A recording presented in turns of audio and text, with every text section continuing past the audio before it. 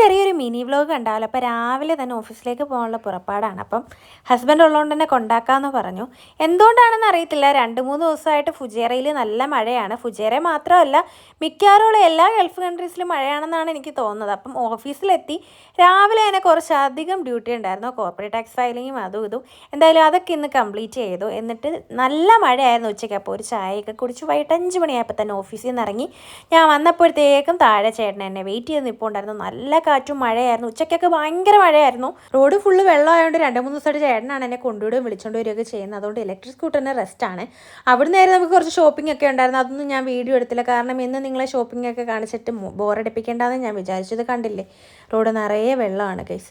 ഈ വെള്ളത്തിൽ ഇറങ്ങി ചാടി കളിക്കണമെന്നൊക്കെ തോന്നും, പക്ഷെ ചെയ്യരുത്. എന്തായാലും കുറച്ചങ്ങോട്ട് കഴിഞ്ഞ് കഴിഞ്ഞപ്പോഴത്തേക്കും വീണ്ടും മഴയ്ക്ക് നല്ല കോള് കൊണ്ടുവരുന്നുണ്ടായിരുന്നു കേട്ടോ. ആകാശം കാണാനൊരു ഭംഗിയൊക്കെ ഉണ്ടായിരുന്നു, എങ്കിലും മനസ്സിലൊരു ആശങ്കയായിരുന്നു. ദൈവമേ, ഈ മഴ ഇത് എവിടെ ചെന്ന് നിൽക്കുമെന്നൊക്കെ ഓർത്ത്. എന്തായാലും മഴ ആയതുകൊണ്ട് ഒരു ചായയൊക്കെ കുടിക്കാമെന്ന് വിചാരിച്ചു. നല്ല ചൂട് ചായയും കടിയും കഴിച്ചു.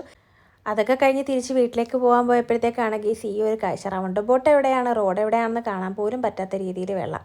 എന്തായാലും എല്ലാവരും സേഫായിട്ടിരിക്കുക. അപ്പം അടുത്തൊരു വീഡിയോ ആയിട്ട് കാണുന്നവരെ എല്ലാവർക്കും ടാറ്റാ.